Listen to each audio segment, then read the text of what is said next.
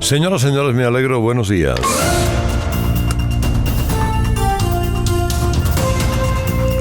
Miren, todo este asunto del que venimos hablando a lo largo de la mañana, hoy de repente, como si antes le ponía el símil a las 7 de la mañana, como si de repente se hubieran caído una bandeja de platos a la izquierda del comedor. Y nadie estaba fijándose en aquel lugar. Y de repente ese estrépito hace que todos miremos hacia ese lugar. Bueno, eso es Ucrania, el este de Europa, Rusia y demás. Y de todas las informaciones que hoy podamos conjugar, elaborar, manifestar, seguramente a usted lo que le interesa es la respuesta a una pregunta. ¿Está dispuesta Rusia a invadir Ucrania? ¿Y qué repercusión tiene en mi vida diaria que 100.000, 200.000, 300.000 tíos entren en un país que antes formaba parte de la Unión Soviética y que, si ven ustedes y analizan el mapa, es un poco el vientre bajo de Rusia, por donde siempre ha temido Rusia que le lleguen todas las cosas? Bueno, esa es la pregunta. ¿Quién está en condiciones de saber si el Kremlin pretende invadir Ucrania o no? Si lo que pretende es que se cumplan los acuerdos de Minsk II o no Minsk II, de los que si quieren hablamos luego.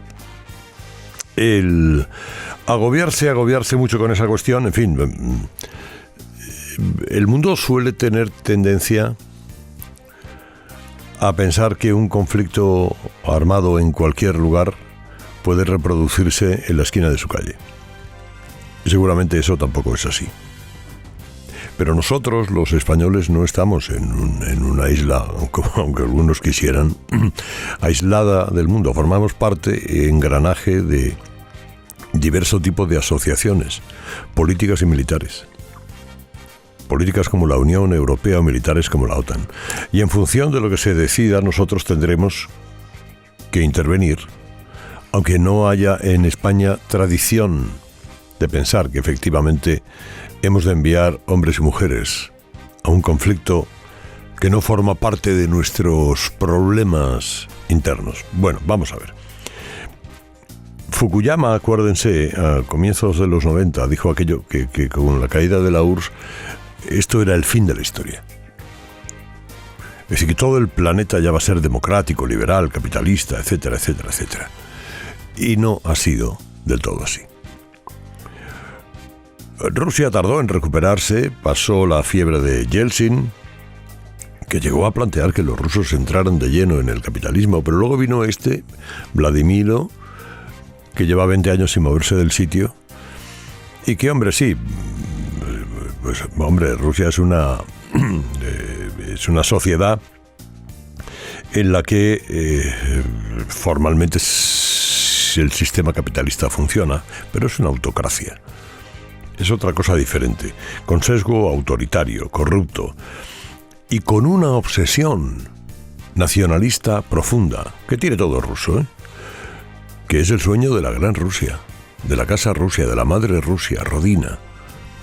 El sueño de esa Rusia zarista o comunista, llámenla ustedes como quieran, que efectivamente dominaba su escenario, que es muy grande, y el aledaño, que le servía de protección. Ahora mismo sigue siendo así. ¿Cuántos rusos dicen, pero si antes teníamos Checoslovaquia y teníamos Polonia y Hungría era nuestra y Bielorrusia, que ahora es, para ellos Bielorrusia es una región más de Rusia, y etcétera, etcétera, y los bálticos, que ahora son ya, no solo ya de la OTAN, de la Unión Europea además, encima. Bueno, eso ha llevado a los sueños de Putin a recuperar el lugar en el mundo.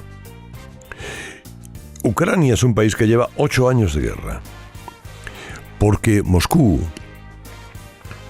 movió ficha para ingresar, porque Kiev movió ficha para ingresar en la Unión Europea.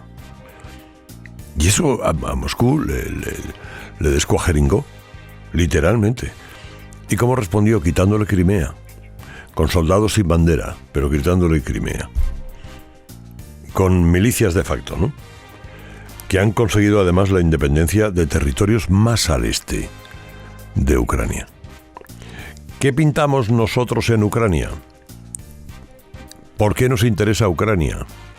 Es cierto, a lo mejor para la OTAN, que Ucrania, si miran el mapa una vez más, está muy cerca de Moscú, En términos militares es un paseo. Eso a Moscú le inquieta mucho.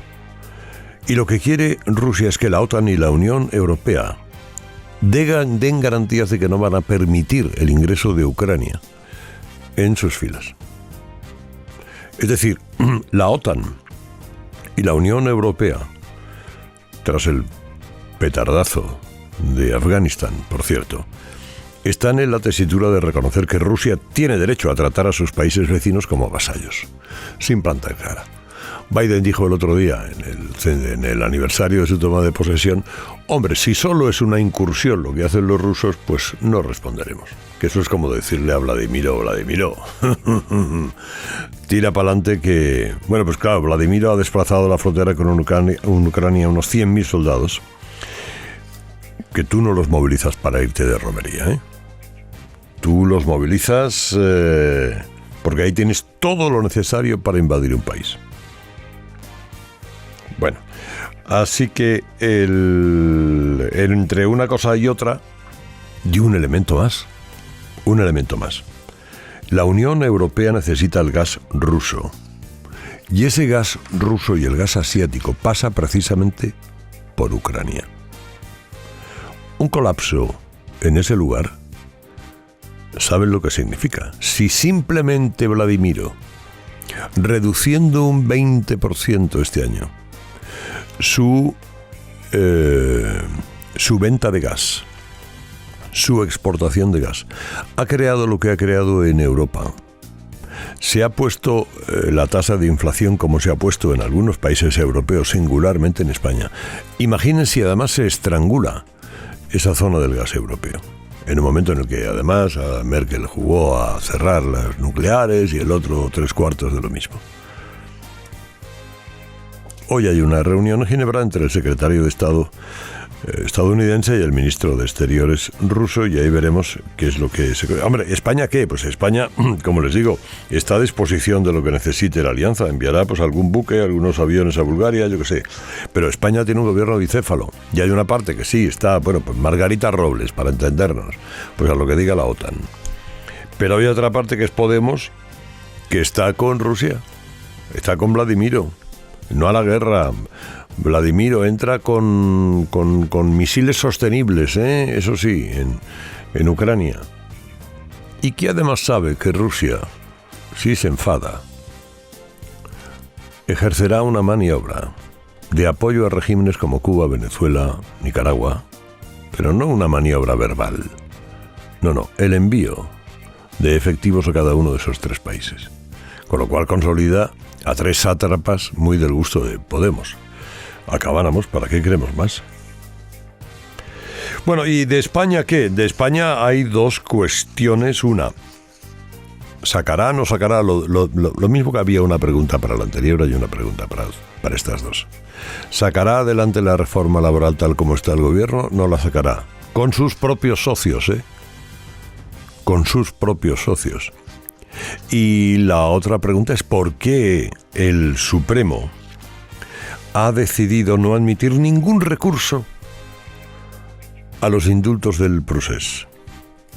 Es verdad que se veía venir, pero a base de requisitos imposibles, el Supremo ha creado un espacio de impunidad para la administración y para un gobierno que se permite dar indultos contra golpistas de una importancia capital, por su propia conveniencia. Por su propia conveniencia. Y eso dice el Supremo que no es recurrible. Bueno, habrá que verlo.